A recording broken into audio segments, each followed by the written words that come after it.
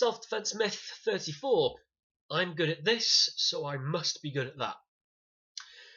So I get a lot of people who tell me that they'd be good at doing my job as a bouncer because they're a black belt in Taekwondo.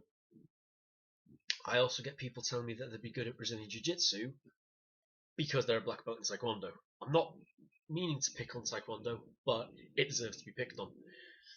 Just because you're good at one martial art doesn't necessarily mean that translates to you being good at something else. So this usually comes up in conversation when somebody tells me that they're really good at a kicking art or a striking art, and I say, okay, but what happens if we get into grappling range? And they go, yeah, well, I've already got a black belt in something, so of course I'll be good at it. If you have not trained specifically in that area, then no, you're not going to be good at it. In the same way that you wouldn't expect two-time silver medalist at the Olympics and 1981 world judo champion Neil Adams, he cannot jump into a boxing ring right now with Joe Calzaghe and have a good day. That's not going to work. By the exact same token, Joe Calzaghe, the greatest ever British boxer, cannot get on a judo mat with Neil Adams and still walk away completely undefeated. It's not going to happen because you haven't trained in the other person's area, in their specialty. Even though you might be a world champion in your own area, if you haven't trained over there, don't expect to just be able to walk through it.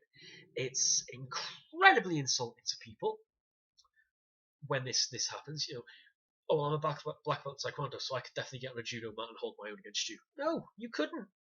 In no way, shape, or form. It's ridiculous. In the same way that if I entered a karate tournament right now, I wouldn't make it past the first stage because it's not my area.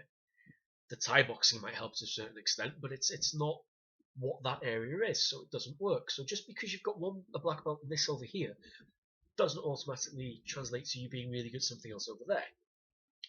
Obviously, if you have an aptitude for martial arts, that will help, and it will help you progress and learn. But unless you fully commit yourself, it's not just a thing of I can just walk straight in. Obviously, we look at Jeff Thompson, who's got like 11 or 12 black belts or coaching qualifications right across the board in every single range. He's an anomaly. But for the most part, just because you've got a black belt in this doesn't mean you're going to be good at that. But exactly the same way that if you've got a black belt in judo, doesn't mean you're going to be able to box worth a damn. Just because you are an undefeated professional boxer doesn't mean you're going to be able to get on a judo mat or a Brazilian jiu-jitsu mat and do anything against anybody. Although confidence is worth having, and it's very, very important to have, you need to leave your ego at the door. You need to have a white belt mentality constantly. So if you completely disagree with everything I've just said, that's fine. Pop it in the comment box. Like, share, subscribe, thumbs up, thumbs down, whatever. It's all interaction, which helps with conversations going.